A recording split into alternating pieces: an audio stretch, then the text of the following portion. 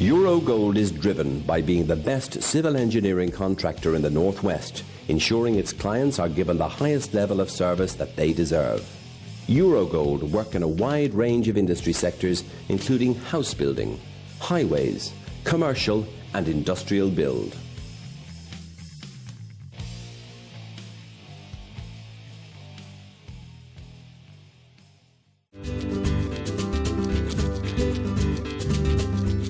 La Vita is an award-winning, independently run Italian restaurant. Located on Rose Lane in the heart of Liverpool, real Italian-style dishes, using the best ingredients, skillfully prepared by our chefs. Come and try our serious Italian experience.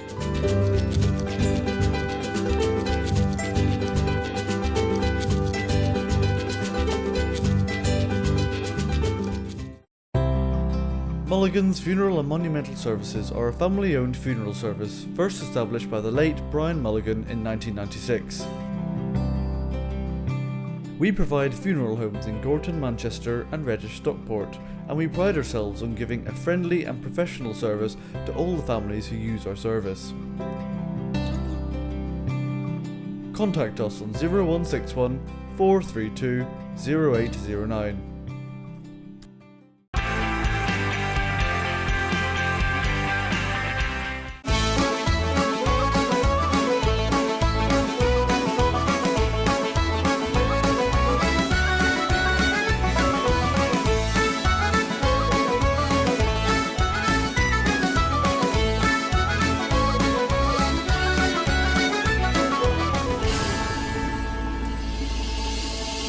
Hello everyone and welcome to the show. This week we're coming to you from Birmingham. We'll be celebrating with Declan Nerney, who is entertaining the crowds at St Anne's Parish Centre. But first, on the 21st of November 1974, two bombs exploded in Birmingham at the Mulberry Bush pub and the Tavern in the Town pub, killing 21 people.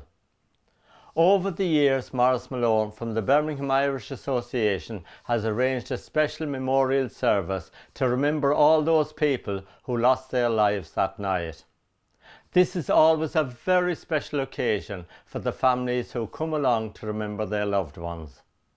This year's open-air memorial service was held in front of the Birmingham New Street railway station, just a few yards from where the first bomb exploded. Good evening everybody. I'm honoured to be here this evening to read the roll call of remembrance. We speak their names because they are part of everything that we do, everything that we are. We speak their names because they are still and always will be a part of us. John Cliff Jones, aged 51. Stanley James Bodman, aged 47. John Rowlands, aged 40. I think always a very poignant occasion, but I think, but a very appropriate occasion as well. And, I'm delighted to be here on behalf of the Irish government and to pay my respects and to lay a wreath in honour of the memory of those 21 people who died on that terrible night in 1974.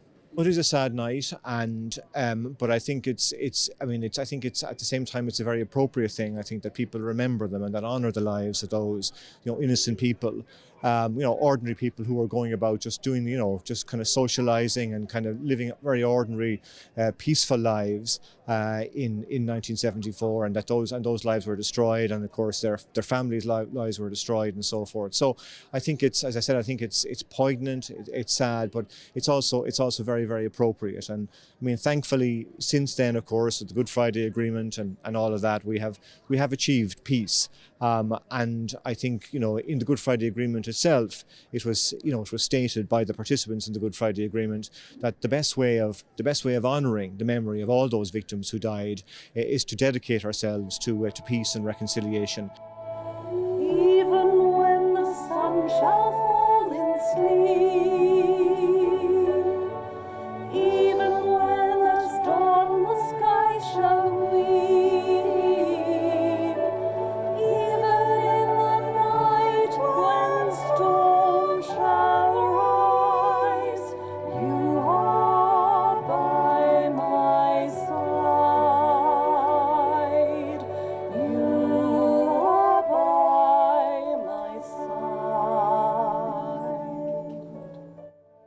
Minister, of course, it's a special night for the people of Midlands and Birmingham here tonight.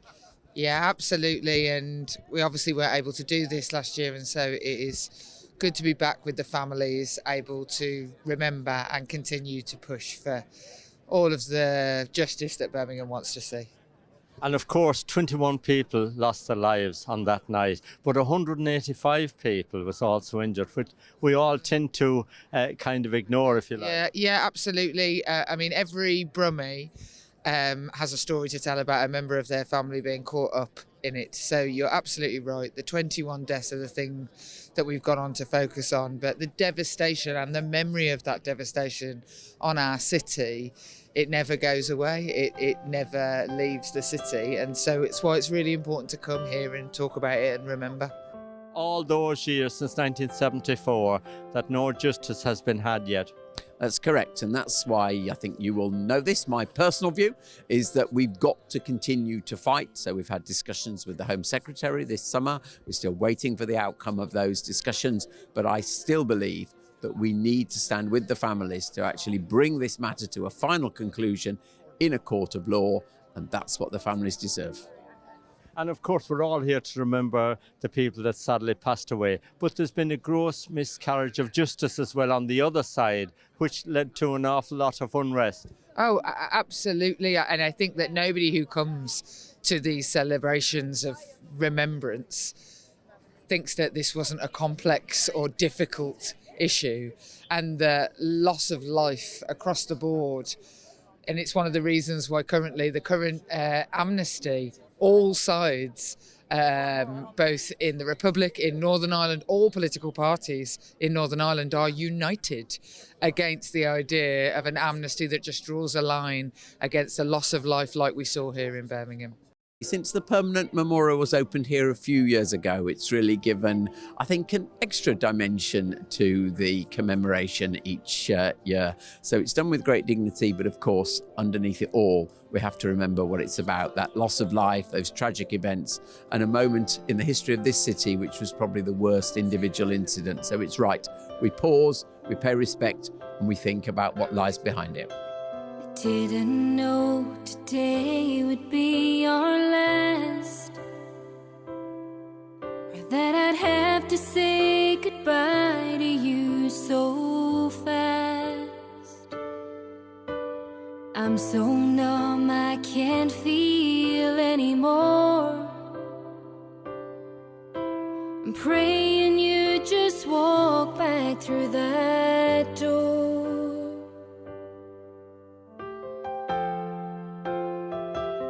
It was great to see the Irish government being represented here tonight with the ambassador. It was fantastic that he took the time to come and join us this evening at the ceremony. And just to give an Irish perspective to the ceremony and the memorial and what we're trying to do to achieve some peace and reconciliation, not just for the Irish community, but for everybody in the city. My father is from Northern Ireland, and actually all of my childhood when I was growing up, we wouldn't tell people that he was from Northern Ireland, and many Irish people suffered like that. It's very important for us as a committee when we're organising the event that we are very understanding of the anguish and the pain that the families are going through, and those in Birmingham who were affected by it, but also by the Irish community who were adversely affected by that event. The situation is transformed, compared to what it was in 1974, on the island of Ireland, also in terms of relations between Britain and Ireland, where we now have very, very good, neighbourly, positive relations. And that's something that we should all celebrate and never take for granted. This year you had the 21 bell ringing to remember all the names of the people that sadly passed away. Yes, we did. It was a nice touch for Rick, who's a member of our committee, to do that for us, and it was a very poignant moment and something we'll remember for a long time.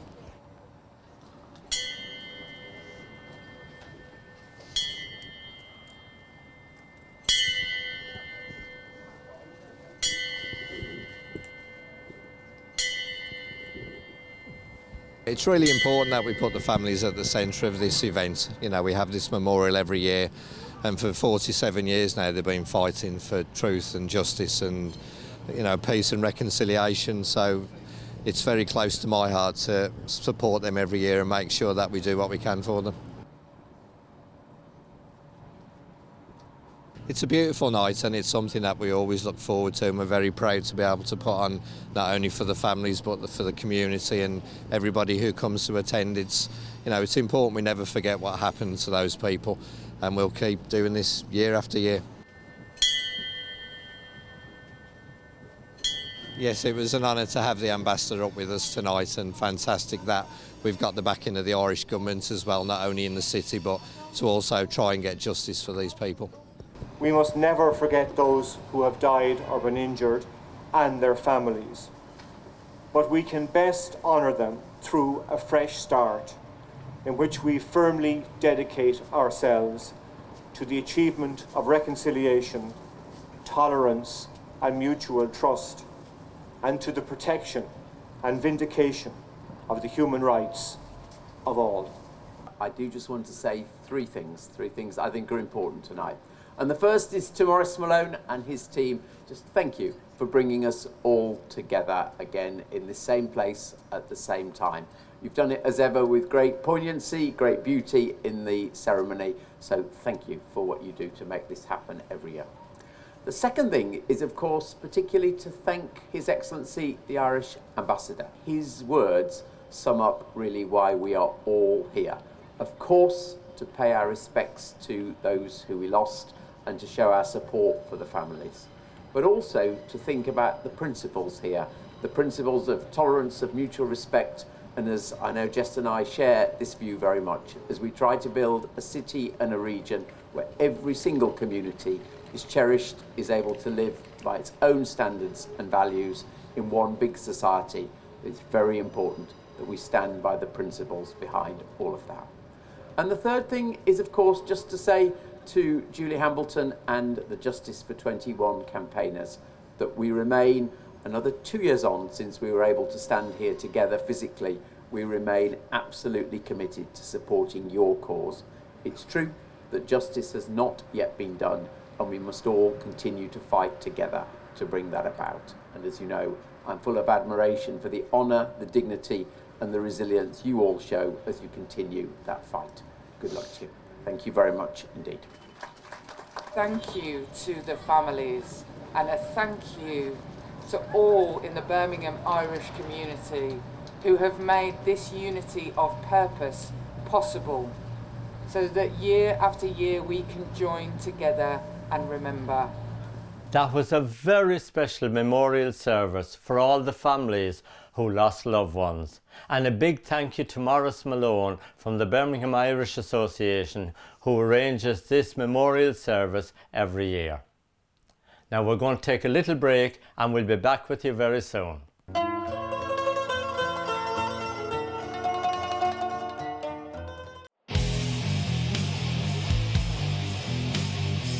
Eurogold is driven by being the best civil engineering contractor in the North West, ensuring its clients are given the highest level of service that they deserve.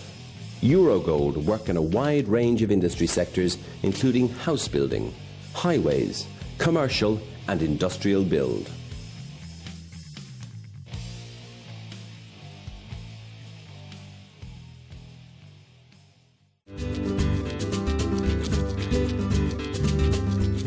La Vita is an award-winning, independently run Italian restaurant.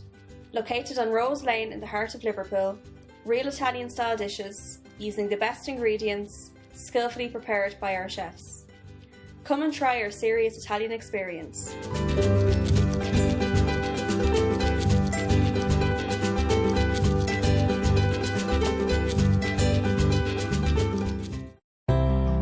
Mulligan's Funeral and Monumental Services are a family-owned funeral service first established by the late Brian Mulligan in 1996. We provide funeral homes in Gorton, Manchester and Reddish, Stockport, and we pride ourselves on giving a friendly and professional service to all the families who use our service. Contact us on 0161 432 0809.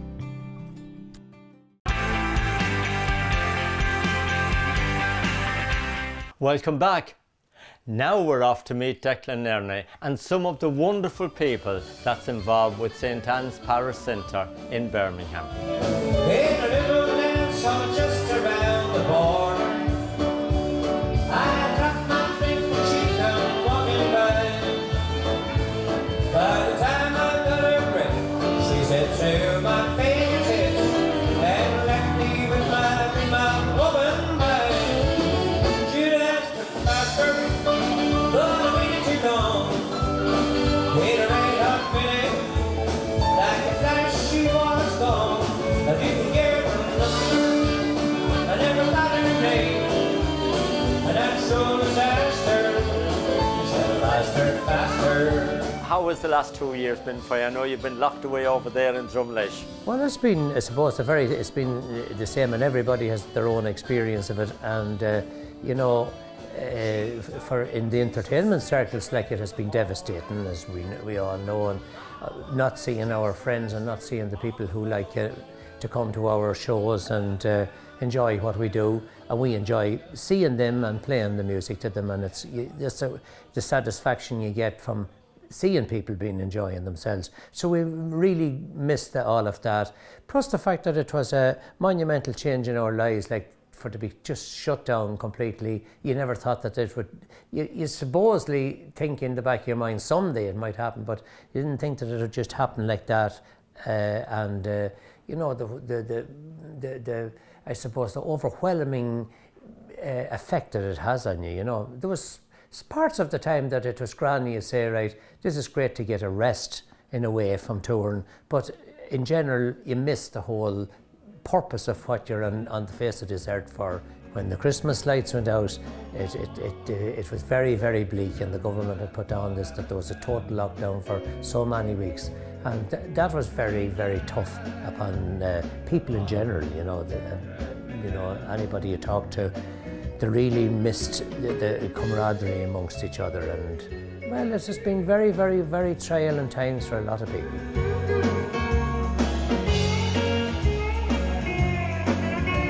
Declan is the man that fills the floor, and he's a great ambassador for coming from Ireland, and we love having him, and we're always guaranteed a great night with him. And tomorrow night we have Frank Nelson, who is another great ambassador here with us. And you know, we love them all. They're all great lads, Martin, but they're all having a real tough time at the minute. We were unsure really because of the times, but there's a great crowd coming in the door for Declan Nerney, so it's going to be a fantastic night. We've been open now since July, and slowly but surely the people are trying to come back to us. So yeah, it's absolutely brilliant that St Anne's is back up and running.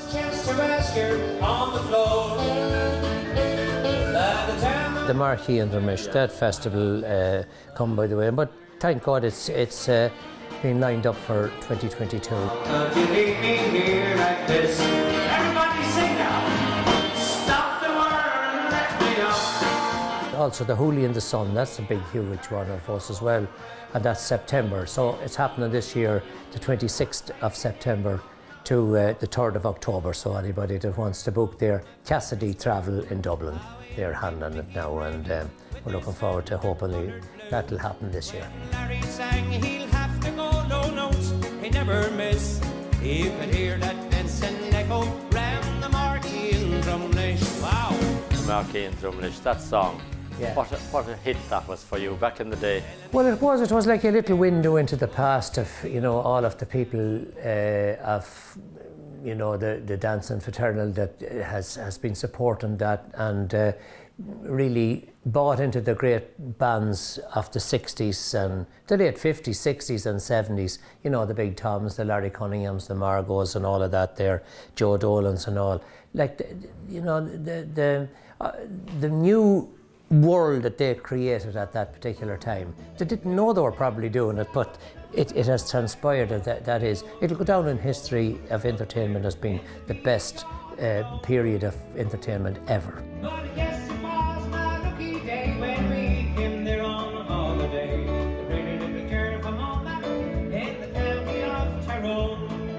A lot of uncertainty out there at the minute. We normally have the diary pretty well up to scratch and that we can take a few latecomers in and stuff like that. But at the moment, that's not happening.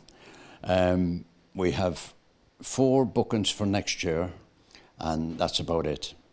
And the uncertainty is that, they can't plan to come over, and gigs are getting cancelled in different areas, and the bands is not paying for them to come over, Other than the bands on the weekend, we have private parties. We open for christenings, weddings, funerals, you name it, we do it all. And during the week, we have an elders club on a Tuesday, which has got 160 members.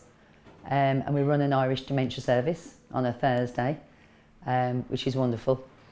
So we have a lot going on, and the room's rented out in the evening to Irish dancing groups, kung fu, swing dancers. So yeah, it's quite a busy little place. Oh, and here's where to find me, my dear. I'm just on the blue side of lonesome. I play the button accordion. Recently started to do the bit of the guitar, but mostly with the accordion because it's just a fantastic instrument. We've got a session just down the road every Thursday night in the White Swan. So last time we were here, you were up there on stage playing with Olivia Douglas, and she's a wonderful traditional musician as well.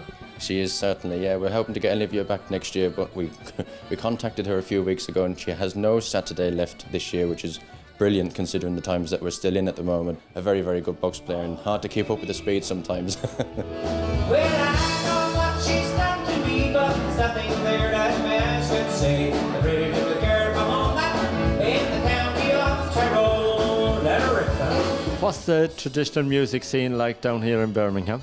We have a session on the 3rd Sunday of every month in the New Inn in Erdington. That's a great session. People are welcome to come, sing a song, play a tune, tell a joke, whichever they want to do. And of course the White Swan just down the road every Thursday night, and the Spotted Dog every other Monday. So it's lively. There's loads of music around the place, which is great. It's great to meet people. It's great to play music. You get a great buzz from it. And most of all, it's nice to have a few pints of Guinness as well. Keep the fingers lubricated. They're on a holiday, the pretty little girl from home in the county of Tyrone. You don't want to see big jam-packed places. It's not about that. It's about keeping things alive and just keeping ticking over. Now tell me what it's like for the bands back home now. Is there venues to play, and is places open?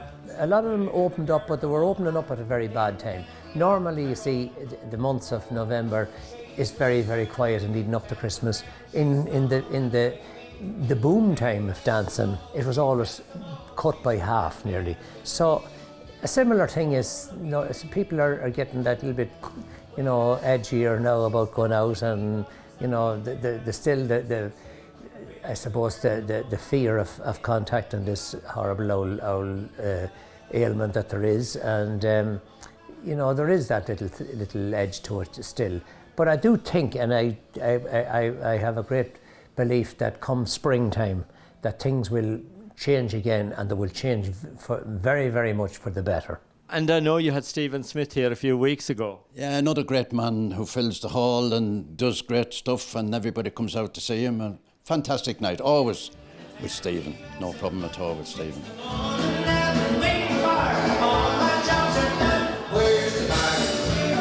And I know you've got a huge connection with the Birmingham Irish Association.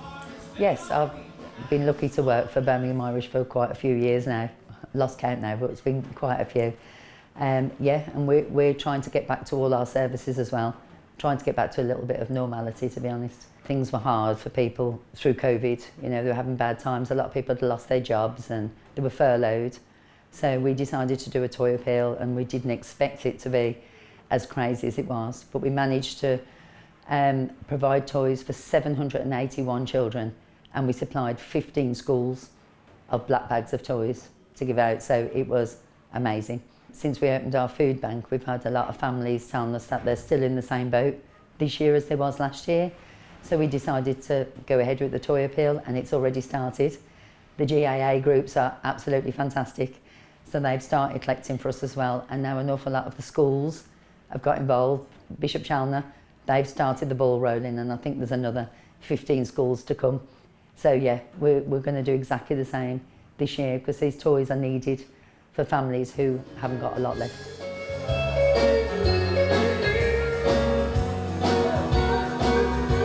We have got a brand new set of songs, maybe 20 brand new recordings, and they'll start to be released now in the new year. We have a song called The Christmas Hoolie, and it gets a lot of playing around this time, so it sort of takes over for this month coming up.